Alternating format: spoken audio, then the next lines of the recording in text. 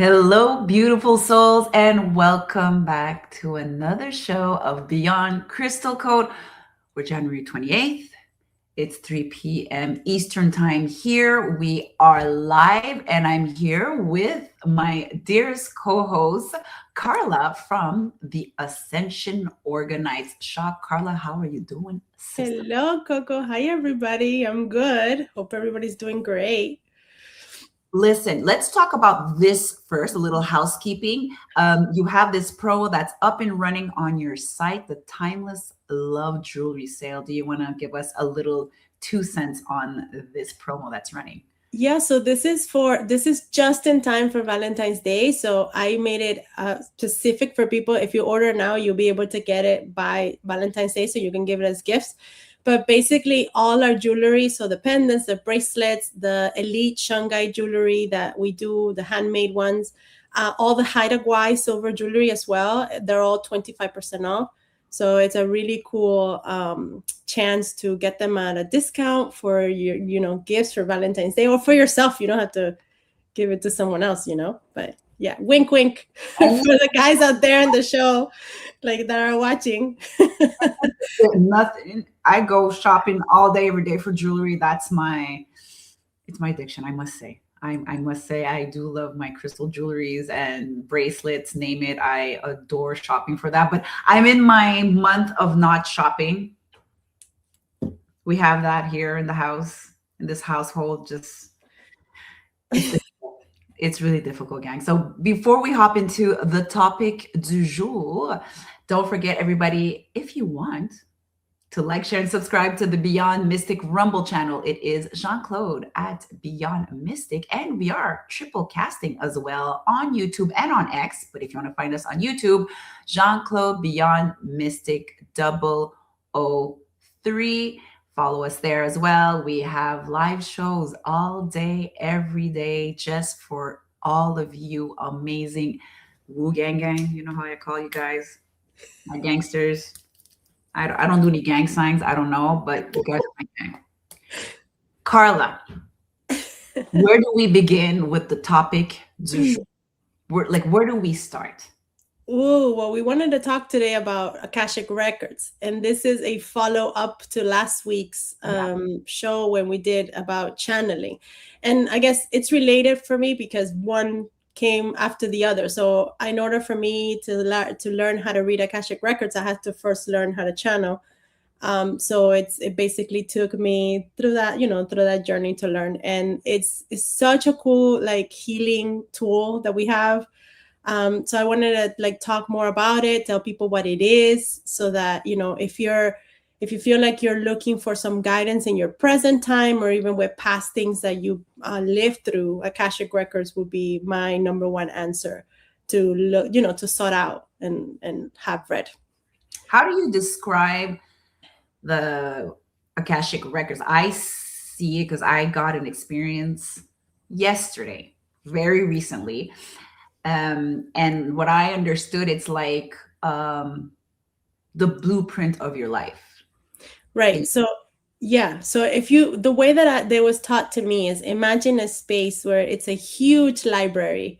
And Yes. every time I access it, I visualize it as this huge library. Like the library from, I always think of the library from Beauty and the Beast, like the castle library that I always imagine this.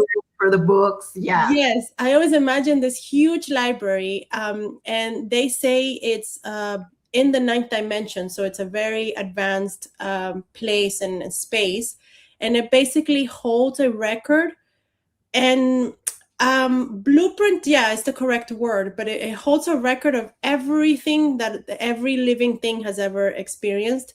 So every soul has an Akashic record. You could even find Akashic records for animals or your pets or even things. I mean, I don't know about trees and plants, but I know animals, humans have it. Gaia has it. There's an Akashic record for Mother Earth. I've accessed it before. So every living thing has an Akashic record. And I mean, I guess I could go a little bit more into like the history of it. It's a Yeah. very, very ancient concept. It first showed up around ancient India, and the word Akasha it means the ether, or a space where everything is held, which I think is so beautiful. So this was around 500 BC that it became like a thing, but then it was just like common knowledge. But in the late 1800s, this lady, Helena Blavatsky, I hope I'm not butchering her name. Oh, no. She was in Eastern Europe, and she was like a spiritual teacher, and she claimed to have, she was giving this prayer in order to access the Akashic records. So she was teaching people to access their records through this prayer, so that they can get more insight on their life, their present time. Then in the 1900s, it became even more mainstream when Edgar Cayce started talking about it, and he would teach people that this was the source of all the information. So it's a place where you go to, you can ask questions about your present life, but also the present moment. So this is where all information is stored. And I also, it has to do with when you access your own Akashic records, you're accessing your soul contract. So you're going to be able to see what you agreed to do in this life. And even because the concept of a soul contract, if you guys didn't know, is this concept that before we incarnate, we agree. It's almost like, imagine like we set out all our life in front of us, and we agree to every single thing that we're going to go through. From the moment we're born, which is our astrology, which is very important. We all know our birth chart plays a huge role in our lives, to our parents, our siblings, the soul group that we belong to, the people that we're going to interact with, even who we're going to marry, even our children, all of it. It's all agreed upon, even negative experiences as well, traumas, they're all in there. So sorry, I'm still getting over the cold. So the soul contract is basically like like a blueprint of your life, right? And it's really cool because it helps you sort of understand what has happened to you in the past. And so if you went through something traumatic, and I can talk about more of that later, of why I got into the Akashic records, it kind of helps you understand why it happened, and that all of it had a reason, and it helps you heal. At least for me, it helped me heal, because you understand the reasons why. So let's see, going back to the Akashic records, is there are these guardians of the Akashic records that you can think of, and they are basically the custodians of the records. So when you access these records, there are some rules, and there are some, at least from what I was taught, there are some rules that you have to follow. It's a place that we have to respect. This, like the same thing we were talking about when we talked about channeling. It's like, we're not going to do it all the time to see what outfit we're going to wear, right? This is a special spiritual place. It's like a gift that was given to us to access, to get guidance. And I can talk a little bit about the rules that I was taught. Is, first of all, anyone can access their own Akashic records at any time. So you can access your own Akashic records. You don't, anybody can actually learn how to do this. You don't need someone else to do it for you, even though getting a reading from someone that does know what they're doing and that they are expert on Akashic records is completely different from reading your own. I know how to read my own, and I'm very familiar with reading my own records, but I often get readings from other people because, we were talking about this last week. Your ego gets in the way, our own blockages and things. And sometimes the information is not going to be as accurate as pure. It's almost like when you have a problem, you ask for advice and people are coming in unbiased. It's kind of the same concept. Mm-hmm. Then you can read someone else's record, obviously, but you need their consent to do it. So you can't just like, oh, I'm going to open my son's Akashic records now. Like, it doesn't work like that. I will have to have his consent in order to do it, in order to access his soul history.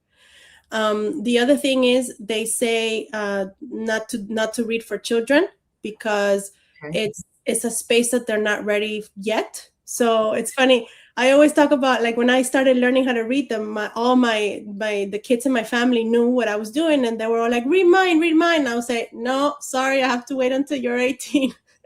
So Oh, I have this agreement with all of them that on their 18th birthday, I'll sit down and read their Akashic record, oh which my I think gosh, is Carla, I want you to read minds. What are you talking about? Please continue. and the other thing that I was also taught, and the ladies that taught me were very strict about this one, was Akashic records are no prediction. So there's no future. So you can ask, I mean, there are ways to ask about the future, but it's not a way to predict like maybe a tarot card would do, like when Janine reads for us and she tells us more or less what's going to happen. Akashic records is more of a guide for the past and the present. The way that you can ask about future questions would be, for example, I don't know, what steps can I take today in order for this to happen in my future? For example, what steps can I take today in order to find love in the future, or in order to, I want to move places, or I want to find another job, things like that. You can ask those questions, and because they're based on the present, the guides usually, give you the answer. I had people ask me future questions like, where am I going to live in 10 years?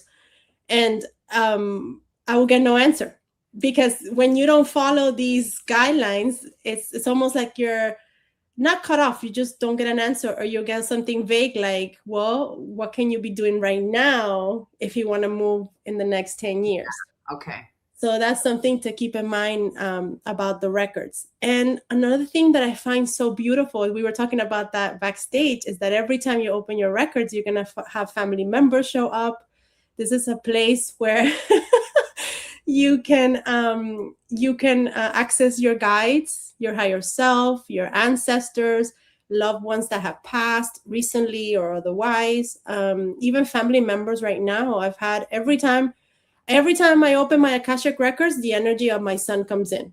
Every time. He's like always there, his higher self and his soul.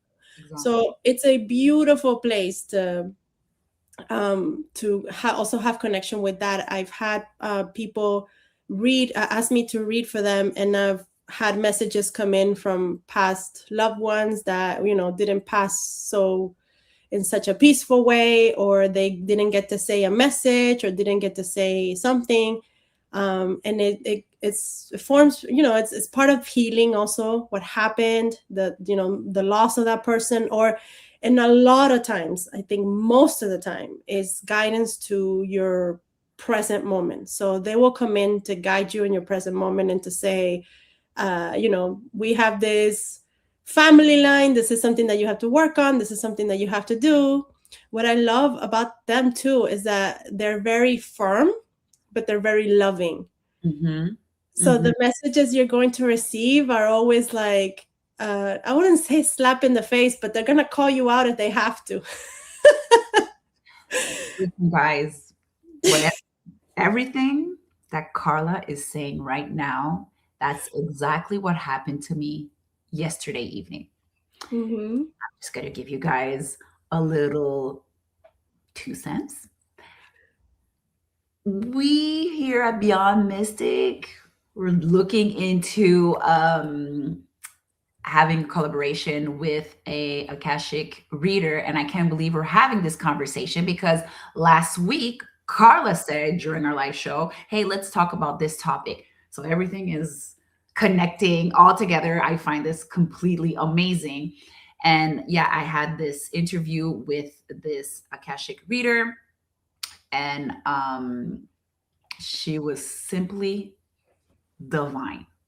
And you saying that family members connect with the Akashic reader and they give you the message. I had a straight up, she was so precise with the family member that was present with us, and she didn't know nothing about me. So when she came with the information saying that there was an Asian grandmother that was short with short curly hair, and I was like, no freaking way. And she was so precise because I asked a specific question.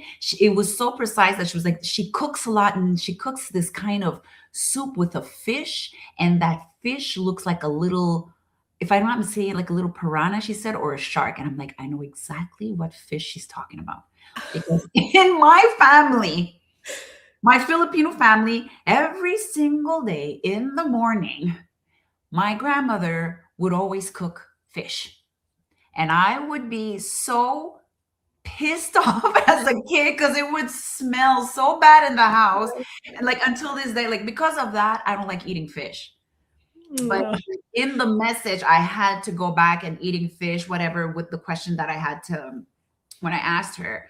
So she was talking about what my grandmother was cooking, and the message that she was giving is exactly what you were saying. It's like a slap in the face, and they're very raw and truthful, straightforward, but it's all with love. So you are like right into it. It was such an amazing read. I'm telling you guys, hopefully she does join the team and you guys are going to freaking adore her. And yeah, so continue. Like, so in other words, Akashic Records is, like you're saying, it's your soul contract. Right. Yeah. Yeah. So the soul contract is very important because it takes away this concept of, well, we're victims of, we can be victims of all of it, or we have no control over what happens. And the fact of the matter is, according to this concept, is you do, the things that happen to you, even the traumas that happen to you. Now, there is a thing that is that the dark energies like to do a lot, and they do like to violate soul contracts. So that is a thing. And there's events that happen in the world that we know of, especially like the very dark energies. For example, I can think of like things that happen with children. These are soul contract violations. These are not meant to happen. And there's no account for them in the Akashic records, even though they do happen, in our daily lives, and we know that they happen.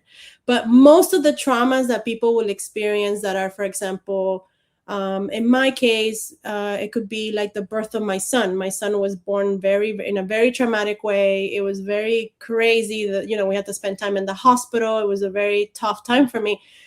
I learned through the Akashic records that this was meant to happen the way that it happened, because it sparked my awakening. If it hadn't happened that way, I probably would have taken another path and I would be doing something completely different. So I'm talking about things like that, like maybe a divorce, maybe a loss in the family, like a death in the family of a person. I remember reading for a family member that an aunt passed away really early. She was really young. And when I read the records for her, she came in, this aunt, and she said that she knew she was going to pass early, but she needed to do this because it marked a change in her children's life. And she knew that if she had not passed, her children were going to go a different way. So it's almost like every big event that you have in your life has been agreed to. And the free will that we have, that we always talk about, your sovereignty, is you do have sovereignty. There are some events that are set that need to happen for whatever reason. And that reason is, you can ask in your Akashic records, why did this happen to me? Why did I lose somebody? Or why did I go through this traumatic experience? And they'll usually give you the answer. But you do have the free will in how you're going to react to the event, how you're going to handle it, because you always have the option of, like, it destroys you and you get depressed and it's the most horrible thing that you can go through, or it up levels you and it becomes your tower moment and it becomes your dark night of the soul, so that you can completely be a different person and just blossom into who you're supposed to be. So understanding that concept, especially for me, was so important because, well, in my case, like with the birth of my son, I had all this guilt built up about my body not being able to carry him and all of that, and thinking, oh my God, my body failed, and I failed as a mom. And when I understood why it happened, it was like, okay, so this is something that I agreed to happen. He didn't suffer because, yeah, he was there as a, his body was there, but spiritually he wasn't. He was like, kind of checked out while all of it was going on in the NICU. Mm-hmm. So it helped me heal. that was the number one thing that it helped me heal. It was like I was able to heal the guilt and to heal whatever feeling I was having. And I think I mentioned it in last week that I always say the same thing, but the reason why I got into the Akashic records was because of my grandmother. Because I always say my grandmother. We say hi to Abuela. How are you doing? Oh my God, I mention her every week, you guys. I don't mean to do it. It's just she's has been my guide in this life, you know. That is And amazing. she introduced me to these ladies. Like, give us a picture of your abuela. I will next time. I'll have her approve it before I. Yeah, no, of course, and you have to show a picture of her. Yeah, I'm gonna ask her if she I don't think she would mind. She told me she would love to come into the shows, but she doesn't speak English, so it would be a little bit difficult to translate. So she introduced me to these ladies from Argentina that have been readers for 30 years and some.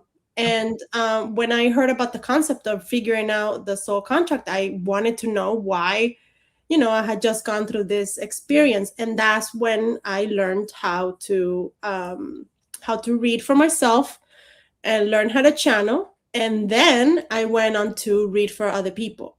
So I wanted to read for other people, not because I wanted to do anything with it. Like I wasn't going to become a reader, but I just wanted to have the knowledge of being able to help other people if I needed to.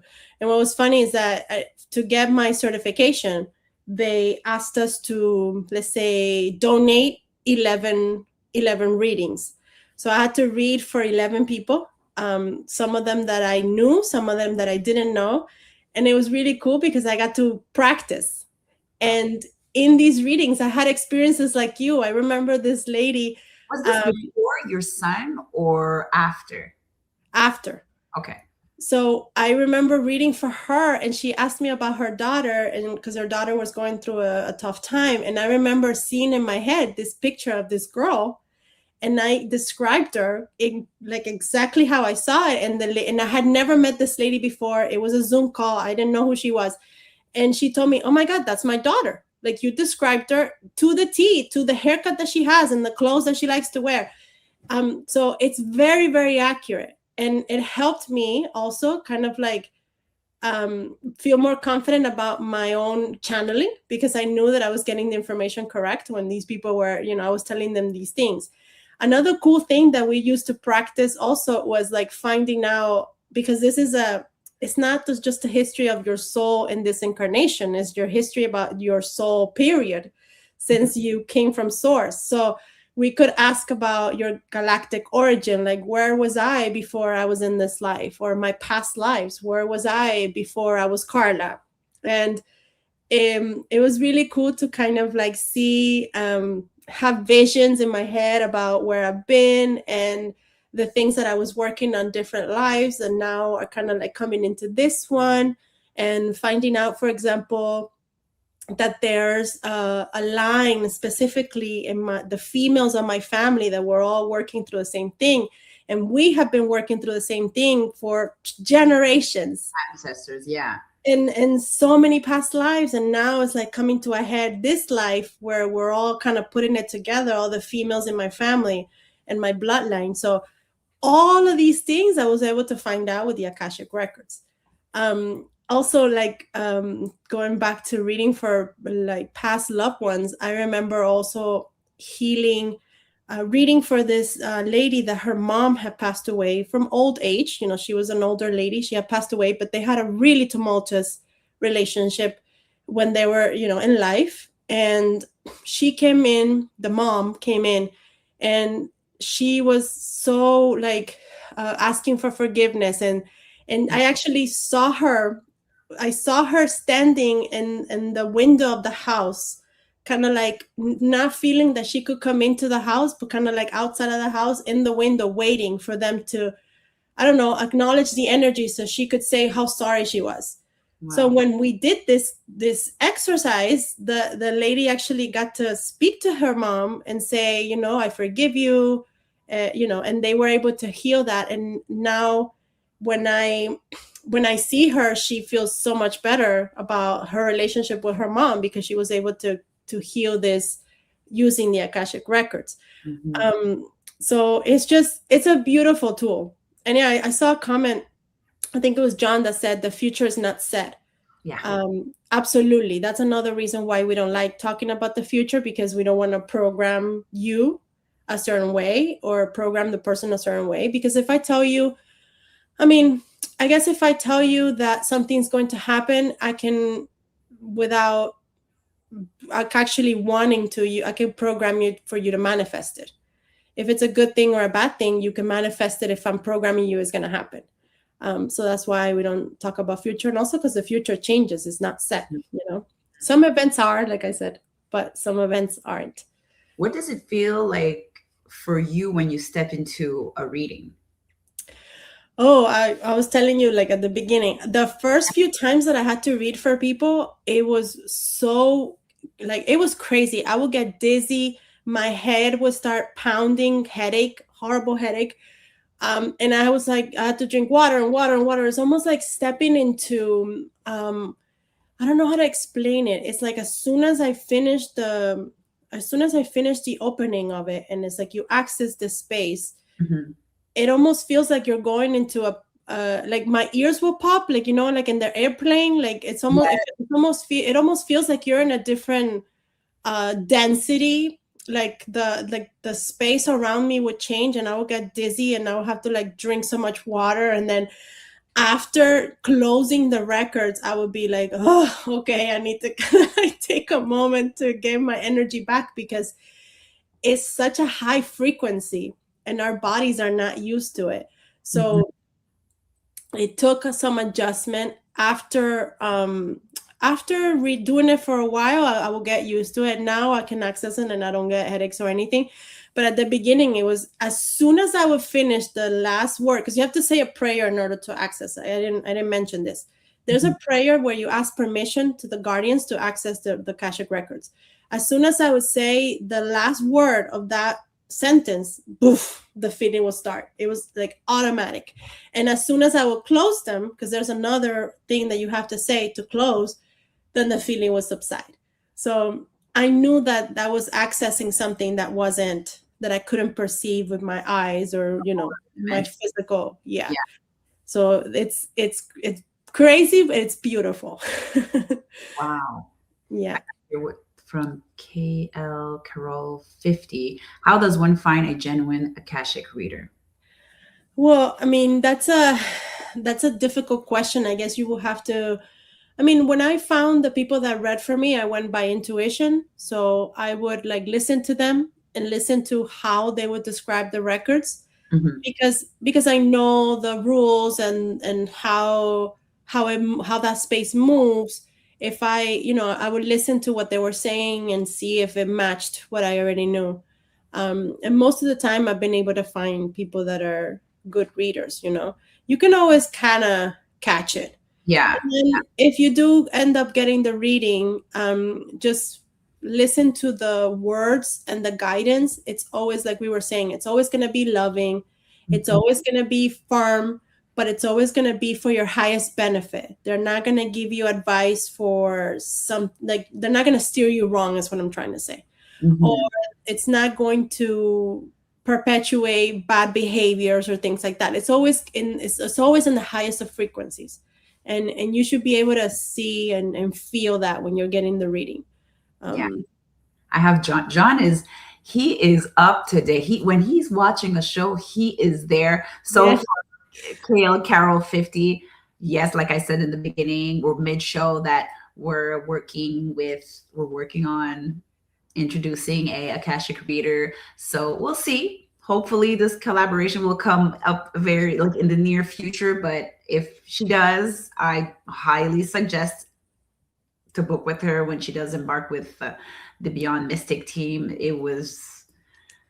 I'm still getting over the the reading. So, and I'm not even shocked that that's why like I'm like came back to work this day today and like laser focus. And I looked, it was 2:50. Like I was telling to Carla, I'm like, I can't believe it's already 2:50 and I have to do my show with Carla. And I'm like, oh my gosh, I totally forgot. If you guys see how I'm dressed down below, I didn't even have time to like, okay, let me put a little cute top. Nothing happened with that. So that reading really caught me off guard, but in such a good way. Mm-hmm. Like the timing was so perfect, and wow, I simply like encourage people. Do you think, because honestly, I've never heard about Akashic readings, and now with the shift of energy we're going through, do you think this is something that people will tend to go and reach out more and more, because it's really a concept of as well knowing your blueprint and healing Mm-hmm.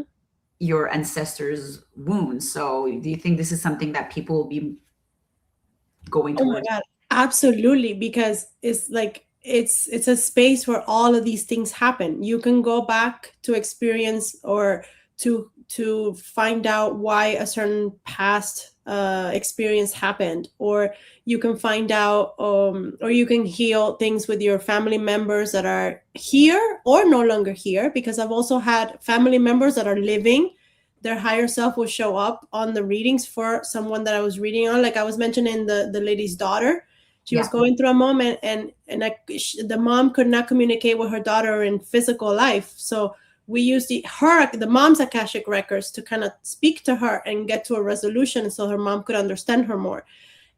So it's also about past lives, the things that you've been carrying, and I feel like this is one thing that I learned also. Two things that I learned doing the Akashic records. One is that all of the people that I was reading for, the same thing will show up, is that we are here now, today, alive, to do this work, to kind of eliminate karmic loops, to heal things that we've been carrying on for generations and generations and lives and so many lives, and to kind of like heal whatever it is that we need to. So basically, we're here to work. And I don't know why this kept coming up as a theme for everybody that I was reading. Is like, you're in this life, it's like you're finishing a process that started for some people hundreds of thousands of years ago. Like I found out that I was part of not Atlantis, is the Lemuria, and I was here during that time, and my soul has been here for a very long time. And then it made sense to me because I've always felt older than what I actually am. Like, the concept of an old soul. So when I would read for people and they would ask me, I feel like like I'm an old soul, I would say, yes, you have been here for many, many lifetimes. This is like your lifetime, maybe time, your lifetime number 100 and some. So Mhm. you've been here for a very long time. And the other thing that I learned as well is that every time I connected to somebody that had passed, there's only love and there's only happiness there. Like everybody that has passed, they're so happy, and they always come in with so much love and so much like Wow. understanding everything that happened to them in their life, and knowing, yes, I did not see this that I did when I was alive, but now I understand that. It's almost like it helped me also learn about what happens after, because you're speaking to these souls and they're all in such a peaceful place that you're saying, oh my God, this is beautiful, like this is where we go after. Like we kind of integrate everything that we learned, and that is like almost like the soul contract is you lived it, you did it, it's done. And then what comes after it, well, we don't know, right? We don't know if that person's going to choose to come back or if they're going to go somewhere else, but at least I know from talking to them that it's all peaceful, it's beautiful, it's a beautiful space. So absolutely, this is something that a lot of people are going to gravitate towards, because it's like Sure. also part of, like, I think in a way, shadow work. Because you're Yes. saying, yeah, you're saying like, oh, you know what, I have this issue with this family member, or I have this issue in my life. And the guides will come in and say, well, you've been carrying this for God knows how many lifetimes. Now is your time to kind of, this is why it happened, this is, we're going to take you through this path so that you can heal it and face it. Mhm. So the understanding is just my understanding of things after I learned, when it's crazy. And another thing that I liked about it is that when you're reading, because you're accessing the person's record, their own individual record, the information that's going to come in and the guidance that's going to come in is adjusted to that person. So, for example, I read for people that had no idea what Akashic records were. Okay. Yeah. Like I read for people that hadn't, they just volunteer, like, oh, I get a free reading of something. Just read for me, right? And they had no idea. This is not spiritual people at all. Like they had no clue, not awake, nothing, very 3D. And the information that was coming in was very 3D and very what they were ready to hear, and very simple terms that they could understand, and things that they were ready to receive at that moment. And then I read for people that are like in like the same path that we're on, that, you know, they're more spiritual, they're working on themselves, and the information was, I don't want to say advanced because everybody has their process, but the messages were different. It was geared towards what that person was going through. So it kind of adjusts itself to what the person is ready to hear and what the person is ready to work on. And I think that was so cool because I would go, you know, I'm going to read for this person that has no idea what the Akashic records are. Like I'm going to talk about, I don't know, past lives or a soul contract. They're going to look at me like I'm crazy. Mm-hmm. But when I did the reading, it wasn't like that at all. The information that was coming in was more geared toward their past, the present life, and what they needed to be doing at that moment or something. So that was a pretty cool thing. I got a question here. Only the feminine able to access Akashic records? Maybe no. Energy that she wanted or he wanted to say? No, not at all. When I did the course, when I took the class to read the Akashic records, we had everybody. I had, there were men, there were women, there were young people, there were older men. There was a guy my dad's age. He was like in his 60s and he just wanted to learn, and he did it. And he was reading his own records, and you just have to, it's almost like the channeling part is like, you have to be open. You have to be open to receive it, to you know, to practice. You have to have the intention. You have to believe that you can, and it will happen. Willing to open to that kind of energy, that kind of dimension, you know? It's not for everybody. If you're not open to that, well, it's okay as well, but you have to be willing to be open to that kind of frequency. Absolutely. But so anybody can do it. You don't need to be a woman. You don't need to be a man. Anyone can do it. And what I like is, we were talking last week about when you channel, you have to place your protection. Mm-hmm. The prayer that you use to access the record already has protection built into it. Mm-hmm. So when you go into reading your own Akashic record, there's no, how can I explain it? Like there's no infiltration, nothing else can come in. This is a safe space that is guarded, and you're only going to connect to your ancestors, your guides, your you know, the past lives, that's it. There's nothing else coming in. There's no infiltration from somewhere else.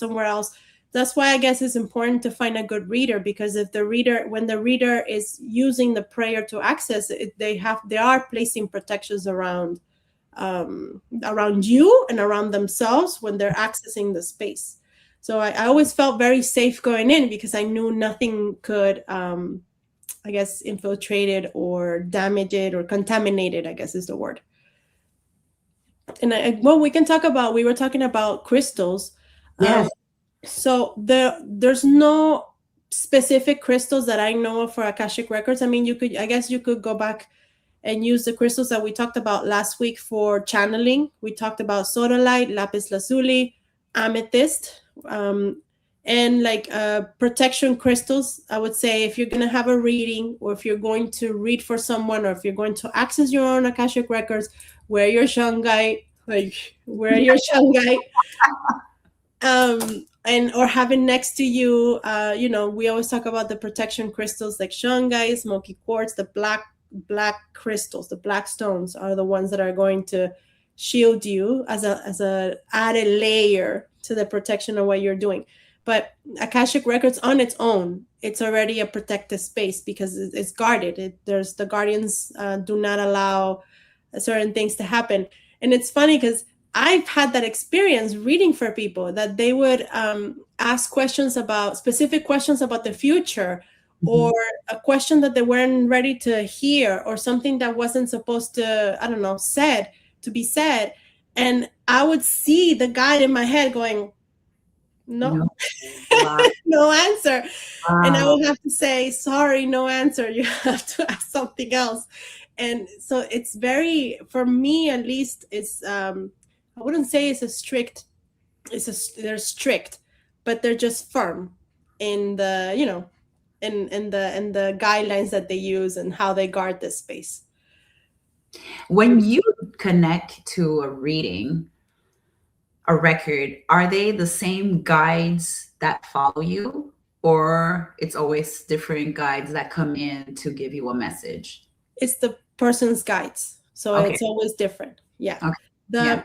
the guides of the Akashic records, I have seen them when I've accessed my own records. I have seen them in my vision.